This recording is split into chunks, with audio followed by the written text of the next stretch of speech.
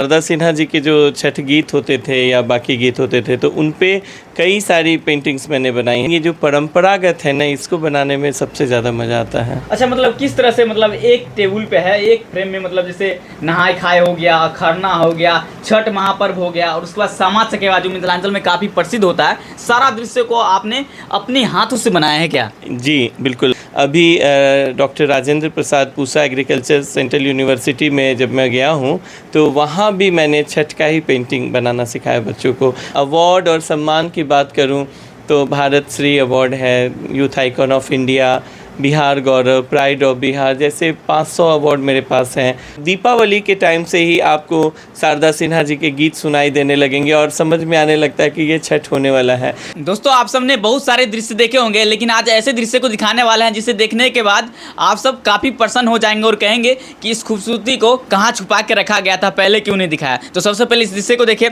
सबसे पहले क्या होता है, छठ पर्व में, उसके बाद खरना का दृश्य होता है और फिर छठ महापर्व होता है और छठ महापर्व समाप्त होने के बाद उसके बाद सामा चकेवा होता है जो कि मिथिलांचल में काफ़ी प्रसिद्ध है और पूरे बिहार, यूपी, झारखंड में और विदेशों में भी छठ बड़ी ही धूमधाम से मनाया जाता है। और इस दृश्य को दिखलाइए।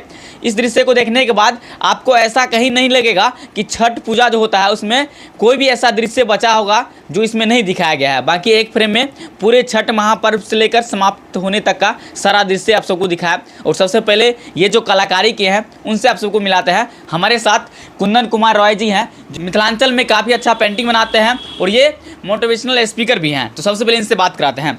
कैसे हैं सर? नमस्कार, मैं बहुत अच्छा हूँ। अच्छा सर, ये मतलब एक फ्रेम में पूरा छठ महापर्व का दृश्य दिखा दिए, तो कैसे इतना अच्छा पेंटिंग बना लेते हैं? छठ तो बिहार का गौरव है और चूँकि मैं मिथिला पेंटिंग ही बनाता हूँ तो मैं ये जो पौराणिक कहानियाँ हैं या जो परंपराएं हैं उन पे भी पेंटिंग होती हैं। इंस्टेंट जो चीज़ें होती हैं उस पे भी पेंटिंग बनाता हूँ।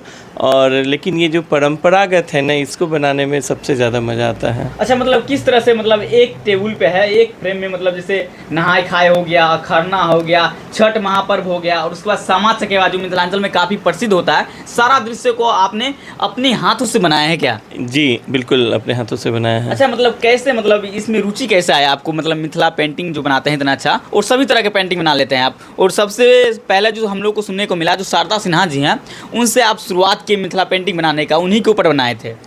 हाँ, मैंने जब पेंटिंग किया था मैं मेरी माँ से सीखा करता था और उस समय भी शारदा सिन्हा जी के जो छठ गीत होते थे या बाकी गीत होते थे तो उन पे कई सारी पेंटिंग्स मैंने बनाई हैं। क्योंकि उनकी जो गीत होते थे वो बहुत ही ज़्यादा लोगों के दिलों को छूते थे और कई सारी चीज़ें थी, जैसे टूटा फटा हुआ मड़ैया है तो उसको पार्वती जी देखती हैं। अब वो सोच रही हैं कि मतलब माँ पिताजी तो इतने बड़े थे, महलों में रही थी और यहाँ आने के बाद शिव जी आते हैं तो वो कहीं बैल है, कहीं सिंह है, कहीं सांप है, कहीं कुछ है।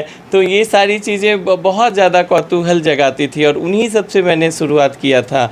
और छठ की छठा तो कह नहीं सकते हैं, तो लगातार छठ पे मैंने पेंटिंग बनाया। और अभी doctor Rajendra Prasad Pusa agriculture central university में जब मैं गया हूँ तो वहाँ भी मैंने छठ का ही पेंटिंग बनाना सिखाया बच्चों को और सभी बच्चों में बहुत जोश था। ऐसा लग रहा था जैसे छठ का घाट जो है वो पूसा एग्रीकल्चर में आ गया हो। अच्छा, मतलब जो भी दृश्य होने वाला था, जैसे अभी महाछठ पर्व हो गया, दिवाली गया है, कोई भी पर्व आने वाला होता है उससे पहले आपका मतलब जो भी है, आपका जो कलाकारी है वो सारा सोशल मीडिया पे दिखने लगता है जी। अच्छा, मतलब कहाँ से आपको प्रेरणा मिला ये सब बनाने का?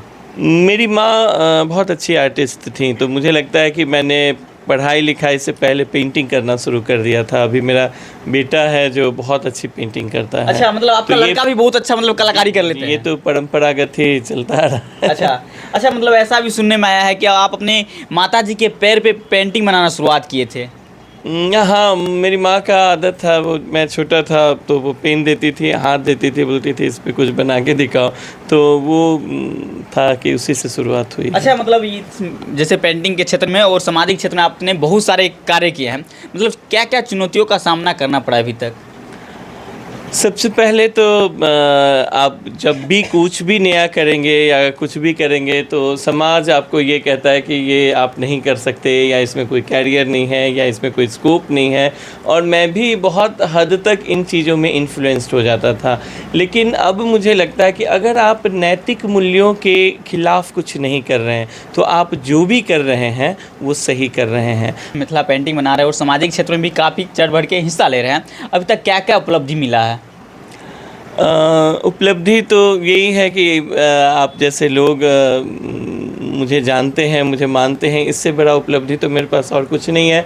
हाँ, अवार्ड और सम्मान की बात करूं तो भारत श्री अवार्ड है, youth icon of India, Bihar Gaurav, pride of Bihar, जैसे 500 अवार्ड मेरे पास हैं।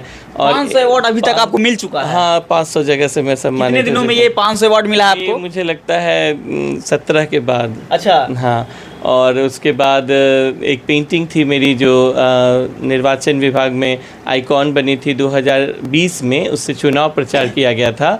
और 2021 में 11वें मतदाता दिवस पे माननीय मुख्य सचिव बिहार सरकार दीपक कुमार सर के द्वारा राज्य स्तरीय पुरस्कार भी मुझे मिला। अच्छा। और इस तरह 108 पेंटिंग कब बन गई पता ही नहीं चला। अच्छा। और उन 108 पेंटिंग के लिए golden book of world record से मुझे कॉल आया और golden book of world record में वो 108 पेंटिंग दर्ज हो गई जाके। तो सुनने में ऐसा भी आया है कि आप छठ पर्व भी मनाते हैं? हाँ, मैं छठ करता हूँ। अच्छा, 2016 कैसा अनुभव रहता है? जैसे छठ पर्व तो बताने की जरूरत नहीं होता है, लेकिन फिर भी एक बार बताइए कैसा अनुभव होता है जब आप छठ महापर्व मनाते हैं? छठ मतलब बोलने से ही, आप कहीं भी हो, कभी भी आप बोलें तो एक छठ का जो एक मनोरम वातावरण है ना, वो आपके इर्द गिर्द या उनके गीतों से आपको लगेगा कि छठ होने वाला है।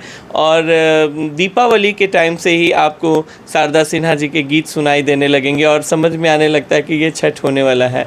लेकिन जो भी छठ व्रती हैं वो 36 घंटे का जो निर्जल रहता है, निर्मम व्रत रहता है, उसको करना और उसके बाद जब पारण होता है उसका जो अनुभूति है वो मैं बता नहीं सकता हूँ। कि जिस ठंड में हम लोग नहाने से भागते हैं उस ठंड में आपको 3 से 4 घंटे पानी के अंदर खड़े रहना है, और वो भी एक बार नहीं 2 बार, सुबह और शाम। और ऐसे में अर्घ देना और वो जो सूर्य की लालिमा है उसका आना और आपका सूप उठाना हरा हरा, और उसमें हरे हरे प्रसाद, और उस पे दूध की धार जब गिरती है तो वो रोमांच, वो अनुभव मैं बता नहीं सकता। शायद यही रोमांच है जो चाहे वो विदेश में बैठे हों चाहे कहीं हो, लेकिन उनको खींच करके बिहार लेकर के आता है। और वो मैं क्या बताऊं, देखिए मेरे हाथों में खड़े हो जाते हैं। तो वो अनुभूति वही कर सकते हैं जो छठ व्रत करते हैं या किसी न किसी रूप में छठ से जुड़े हुए हैं, उनका आनंद वो ही बता सकते हैं। और दोस्तों मतलब छठ पर्व का नाम लेते ही रोंगटे खड़े हो जाते हैं, क्योंकि जहाँ भी लाइमलाइट होता है, जहाँ भी चमक होती है, वहाँ पूरी दुनिया अट्रैक्ट होती है और वहाँ हाथ पहुँच जाते हैं मदद के लिए। लेकिन मैं उन सभी दबे कुचले पिछड़े लोगों के साथ खड़ा होना चाहता हूँ जिनको एक इंसान के, एक प्यार के, एक स्नेह की और एक आत्म प्रेरणा की ज़रूरत है। बाकी आप सब कुंदन कुमार रॉय जी के बारे में क्या सोचते हैं? इनका पेंटिंग आप सबको कैसा लगता है? और ये काफ़ी अच्छे एक मतलब मोटिवेशनल स्पीकर भी हैं और काफ़ी लोगों को बताते हैं, मार्ग देते हैं कि आपको कैसे मंजिल मिलेगा। बाकी इनके बारे में क्या सोचते हैं? प्रतिक्रिया जरूर दें। इस वीडियो को देखने के लिए बहुत बहुत धन्यवाद। जय हिंद, जय बिहार।